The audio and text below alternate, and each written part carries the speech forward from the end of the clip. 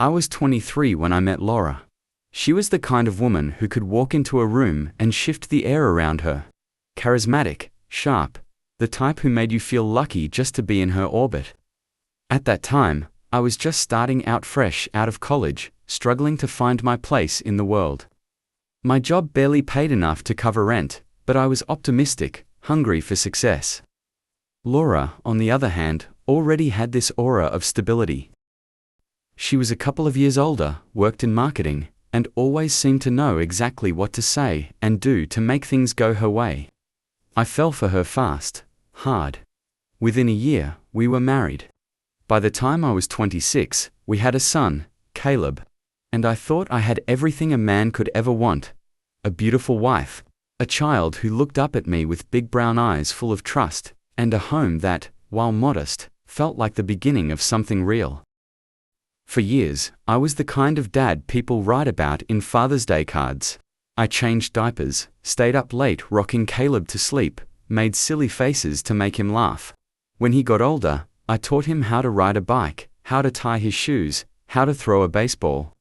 I was there for every scraped knee, every bedtime story, every "I love you, Daddy," and I loved him. God, I loved that kid. I would have done anything for him. But looking back, I realized there were little things, subtle, quiet things, that should have made me question everything. Laura never wanted to talk about Caleb's birth. She changed the subject whenever I asked about the timing, the details. People always said, Caleb didn't look much like me, but I brushed it off. Genetics are weird, right? And then there was the way she acted around certain men. An old coworker she never let me meet. A friend she was always texting late at night. I ignored the signs. I told myself I was just being paranoid. It wasn't until Caleb turned 8 that the doubt started eating at me in a way I couldn't ignore. It was a stupid thing, really, a school project. His class was learning about family trees, and they asked for baby pictures of the parents to compare with their kids. Laura handed over one of hers without hesitation, but when I dug through my old photos, something hit me like a punch to the gut. I had always assumed Caleb's features were just a mix of recessive traits. But looking at my own childhood pictures next to his, I felt something I couldn't explain. There was no resemblance. None. Not in the shape of his face, not in his hair, not in the way he smiled. My dad had always said, "You'll know your own blood when you see it." And suddenly, I wasn't so sure anymore. I didn't say anything to Laura that night, but something inside me cracked open. Doubt is a funny thing. It doesn't go away once it takes root. It spreads. I told myself I needed proof before jumping to conclusions. So, I did what any man would do when his entire life starts feeling like a lie. Got a DNA test. I didn't tell Laura. I swabbed Caleb's cheek one night after he fell asleep, my hands shaking the whole time. Sent it off, tried to go about my days as if everything was normal. But I knew it wasn't. I started watching Laura differently, noticing how she reacted when I mentioned Caleb's features. Did she look nervous? Did her smile falter just a little too long? It took 2 weeks for the results to come in. 2 weeks of pretending I wasn't unraveling. And then, on a Tuesday afternoon, sitting alone in my car, I opened the email. The words were clinical, cold. Probability of paternity. 0%. I don't know how long I sat there staring at that email. My hands felt numb, my breath shallow, like I had been punched in the ribs but hadn't fully registered the pain yet. I read the words over and over again, as if they might change if I just blinked hard enough. But they didn't. Caleb wasn't mine. 8 years. 8 years of bedtime stories, of scraped knees, of believing I was building a life with my son. 8 years of a lie. I wanted to scream. I wanted to cry. But more than anything, I wanted answers. And I knew I wouldn't get them by confronting Laura right away. No, if she had lied to me for almost a decade, she would have no problem lying again. If I wanted the truth, I needed to be smarter. I needed to catch her. That night, I walked into the house like nothing had changed.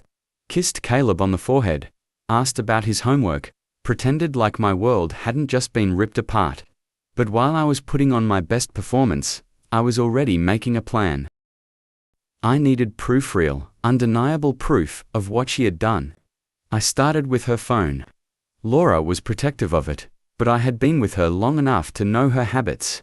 She always checked it last thing at night, left it charging in the kitchen, face down. That night, when she went to shower, I made my move.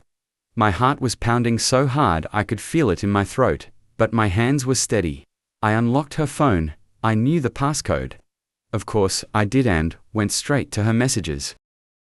And that's when I saw it. A name I didn't recognize. Adam. There were hundreds of messages. Some recent, some going back years.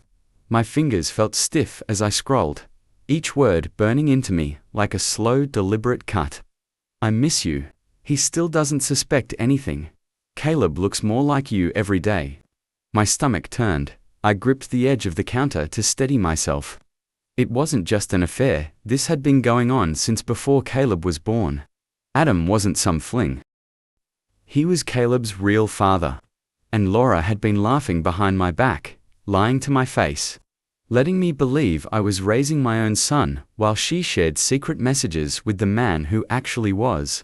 I wanted to throw the phone across the room, wake her up, demand an explanation, but I didn't, not yet. Because anger is temporary, but revenge is permanent. I took screenshots of everything, every message, every photo, every damning piece of proof. I backed them up to a private cloud, printed hard copies, even emailed them to myself under a new account. Laura had stolen years from me. I wasn't about to let her walk away without consequences. Over the next few weeks, I played my role perfectly. I kissed her goodnight, made dinner, played the part of the devoted husband, all while tightening the noose around her lies. I hired a lawyer, a damn good one. I started quietly separating our finances, moving my direct deposits to a private account. I dug into our assets, the house, the joint savings, everything. And then, just to twist the knife a little deeper, I reached out to Adam. Adam was easy to find. A little social media stalking, a few searches, and there he was, living his life. Completely oblivious to the fact that I was about to ruin it. He was a real estate agent, all smiles in his headshots, the kind of guy who probably thought he was untouchable. I sent him a message from a new email account, attaching a few of the screenshots. No words, just proof. It didn't take long for him to respond. Who is this? How did you get these? Let's talk. I could almost feel his panic through the screen. But I wasn't interested in talking. I was interested in watching him squirm. I let him stew for a few days, left him drowning in anxiety, while I focused on the real target, Laura. The timing had to be perfect. I waited until our anniversary, 9 years married, nearly a decade of lies to set everything in motion. We went out to dinner, just like we always did, and I played my part beautifully. Held her hand, smiled at her, made toasts like the devoted husband I had once been. She had no idea that back home, sitting on my laptop, was an email scheduled to send to every single person in our lives, her family, her friends, our neighbors, even her boss. Inside, the truth, the DNA test, the messages. Every single piece of evidence, and right before desert, I excused myself to the bathroom, pulled out my phone, and pressed send. I walked back to the table like nothing had happened, like I wasn't about to detonate the life she had so carefully constructed. Laura was mid-sentence, laughing at something, sipping her wine, completely unaware that her world was already crumbling. My phone vibrated once in my pocket, confirmation that the emails had gone out.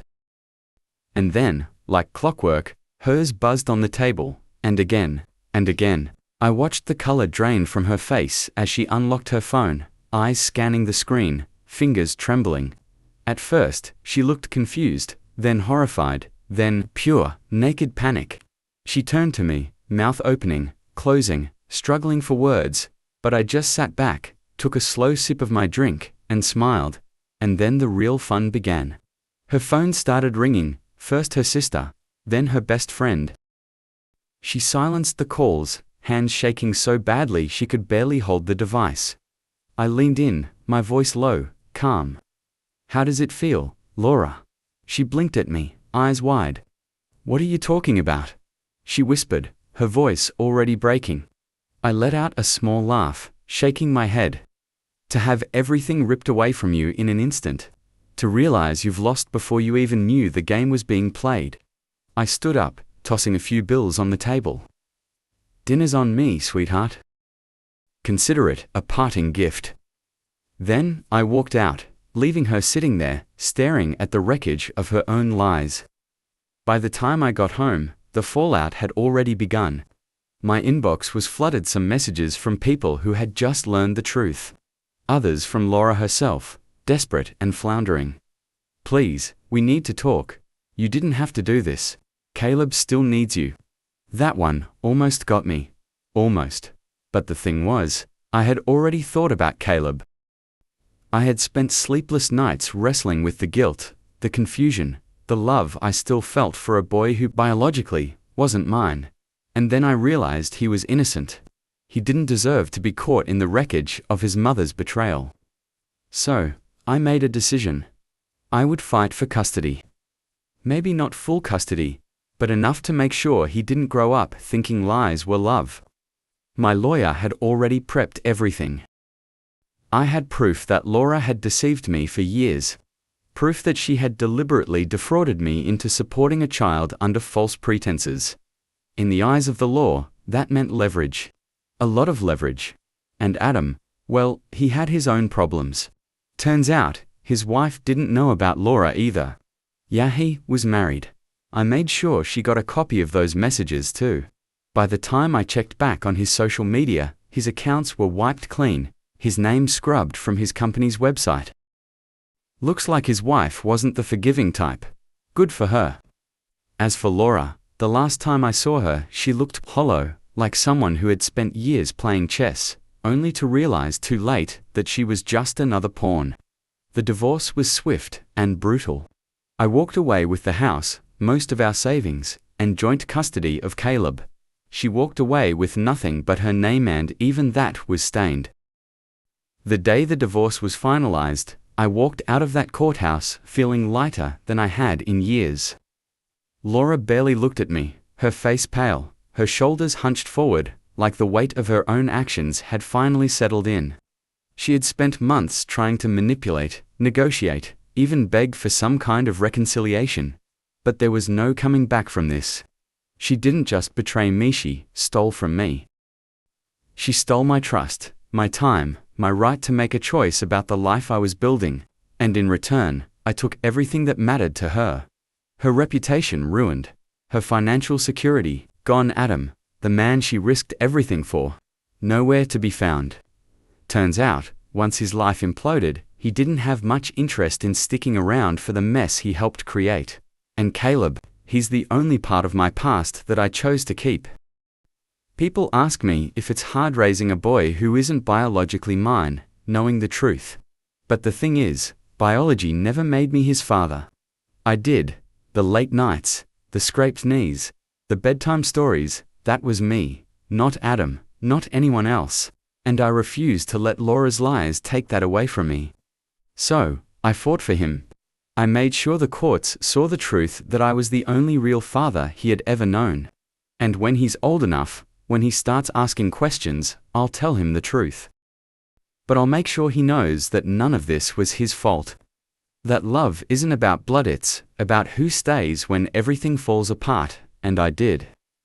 A few months after the dust settled, I got a message from Laura. Short, hesitant, "Can we talk?" I stared at the screen for a long time before deleting it. There was nothing left to say. She had spent years weaving a lie so intricate, she actually believed I would never unravel it. But she forgot one simple truth: people will always show you who they really are. You just have to be willing to see it. And once you do, you can never unsee it. She had counted on me being weak, on me loving her too much to ever fight back. But love is not an excuse for betrayal. And when you cross a line like that, there's no coming back. Not in my world. Now, I focus on what matters: Caleb, my future, and the life I am building on my own terms. I won't pretend that this didn't change me. It did. There's a version of me that died the day I opened that DNA test, the man who blindly trusted, who believed love was enough. But what rose from those ashes? That man is sharper, wiser, and damn sure no one will ever play him again. If there's one thing I've learned from all of this, it's that karma is patient. It watches, it waits, and when the time is right, it strikes. Laura learned that the hard way, and me, well, I'm still standing. And that's the best revenge of all.